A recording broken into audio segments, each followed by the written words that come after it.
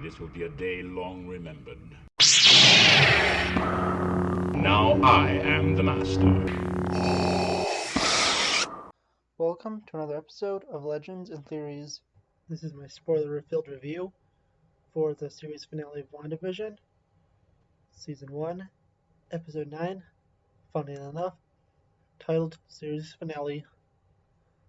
Of course, this is the last episode of the show because this is intended to tie into Doctor Strange and the Multiverse of Madness, and I don't know if another season of the show would really work that well, considering how most of the stuff was tied up at the end. And the only real thing would be to deal with White Vision and the missing kids, which I'm almost certain will happen in Multiverse of Madness. So it's not going to really matter that much, and I don't think there's really much potential for Season 2. And with it being called Series Finale, I don't think it's going to happen at all. Of course, I think that's the same thing for all the shows, and they're only going to be one season long. But the advantage to that is we're going to get more of ones to focus on different characters.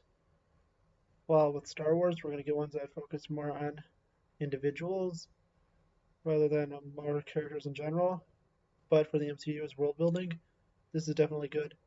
Looking at both Wanda and Agatha, they definitely seem very good that they're both about equal power levels during their fights. Although Wanda is more powerful, she doesn't know how to use her abilities, and with Agatha having more perfected abilities, she is doing better in the fight, but Wanda's eventually able to use her tricks against her with the runes, and one of them kind of looked like the Gandalf symbol, but I'm not fully sure, and it might just be a similar designed one. The Vision versus White Vision, that was a very interesting fight, and I think it's very logical the way it ends, with both of them being beings of logic. I definitely like how they were able to finish up their fight instead of being at some kind of massive fight between the two of them. They were just talking to each other, trying to figure out and make sense of everything that's going on. And that definitely did make sense to those characters, like I said. And it was a very fun way to end it off, and we'll definitely see the return of White Vision in a future film. Maybe Multiverse of Madness, maybe other ones. And I feel like the Quicksilver thing was a very big disappointment.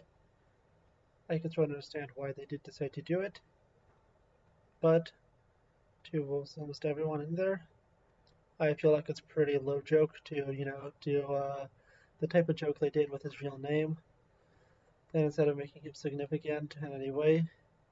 And that's just one of the few things I think didn't work that well, but it's so minor, I feel like you could ignore it, and well, this was an amazing show.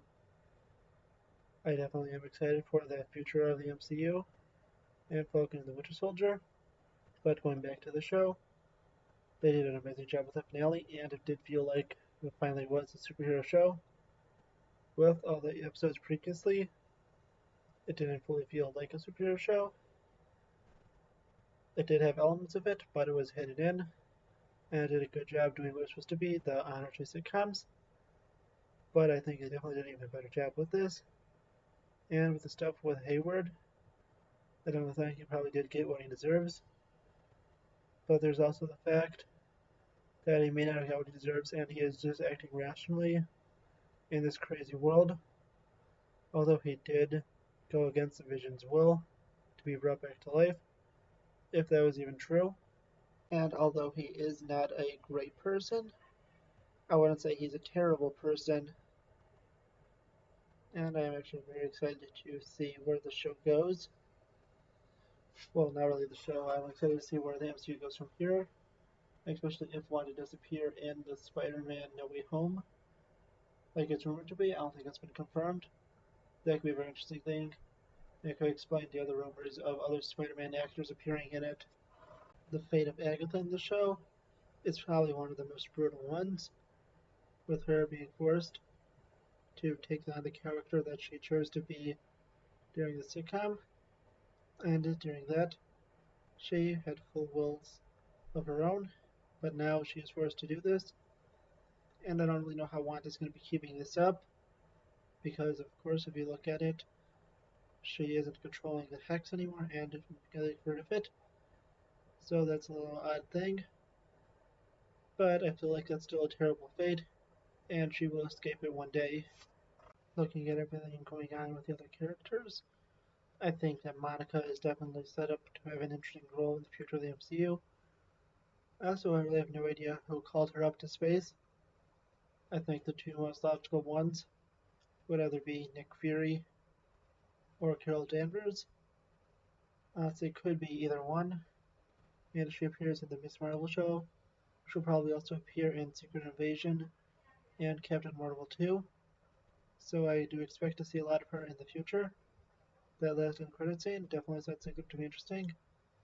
And I feel like will be a scene from Multiverse Madness at the beginning.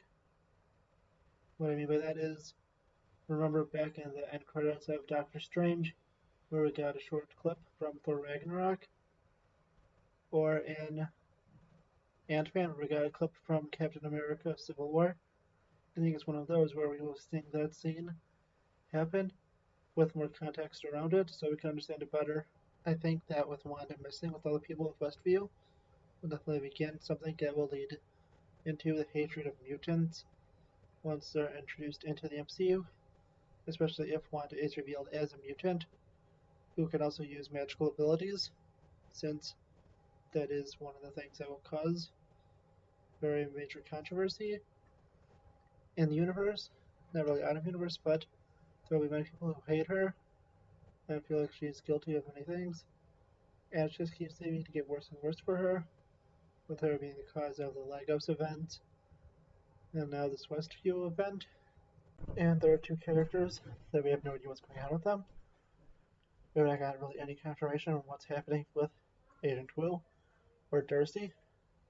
And definitely want to see what happens to them in the future, especially with Agent Will, because he has been a fun character through these few movies and shows he's appeared in. We also don't know who will become the director of S.W.O.R.D. now. Will it be Monica, or will her space mission take away from that? Will Agent Wu take a promotion and take control of S.W.O.R.D.? Or will it be someone else that we've never seen before?